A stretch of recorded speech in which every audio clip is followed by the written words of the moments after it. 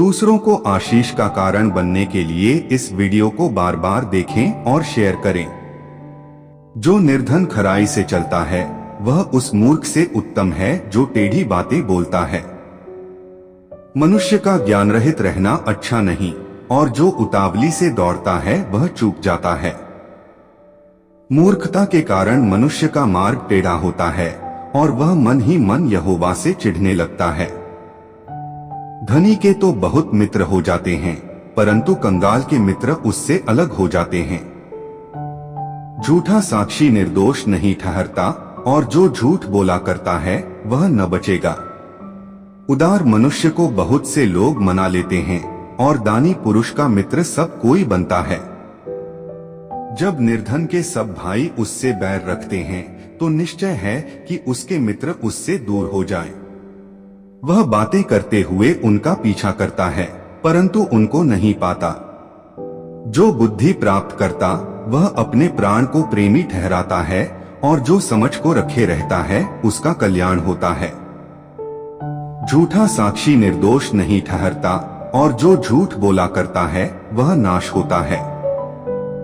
जब सुख में रहना मूर्ख को नहीं फबता, तो हाकिमों पर दास का प्रभुता करना कैसे फबे। जो मनुष्य बुद्धि से चलता है वह विलंब से क्रोध करता है, और अपराध को भुलाना उसको शोभा देता है। राजा का क्रोध सिंह की गर्जन के समान है, परंतु उसकी प्रसन्नता घास पर की ओस के तुल्य होती है। मूर्ख पुत्र पिता के लिए विपत्ति है, और झगड़ालू पत्नी सदा टपकने वाले जल के समान है। घर और धन पुरखाओं के भाग से, परंतु बुद्धिमती पत्नी यहोवा ही से मिलती है। आलस से भारी नींद आ जाती है, और जो प्राणी ढिलाई से काम करता वह भूखा ही रहता है। जो आज्ञा को मानता वह अपने प्राण की रक्षा करता है, परंतु जो अपने चाल चलन के विषय में निश्चिंत रहता है वह मर जाता है।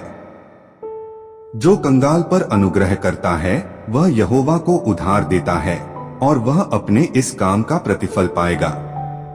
जब तक आशा है तब तक अपने पुत्र की ताड़ना कर, जानबूझकर उसको मार न डाल। जो बड़ा क्रोधी है उसे दंड उठाने दे, क्योंकि यदि तू उसे बचाए तो बारंबार बचाना पड़ेगा। सम्मति को सुन ले और शिक्षा को ग्रहण कर, ताकि तू अपने अंतकाल में बुद्धिमान ठहरे।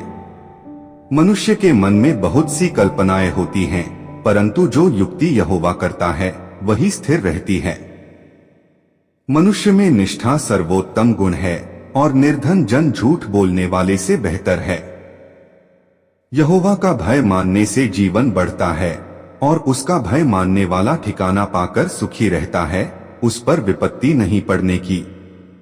आलसी अपना हाथ थाली में डालता है, परंतु अपने मुंह तक कौर नहीं उठाता।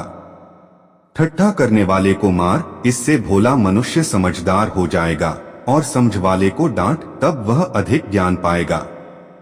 जो पुत्र अपने बाप को उजाड़ता और अपनी माँ को भगा देता है वह अपमान और लज्जा का कारण होगा।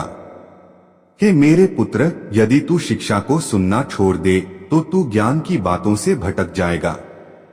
अधर्मी साक्षी न्याय को उपहास में उड़ाता है, और दुष्ट लोग अनर्थ काम निगल लेते हैं।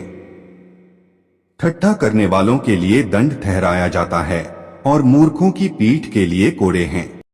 प्रभु के आशीष और सामर्थ्य को पाने के लिए इस वीडियो को बार बार देखें और दूसरों को शेयर करें।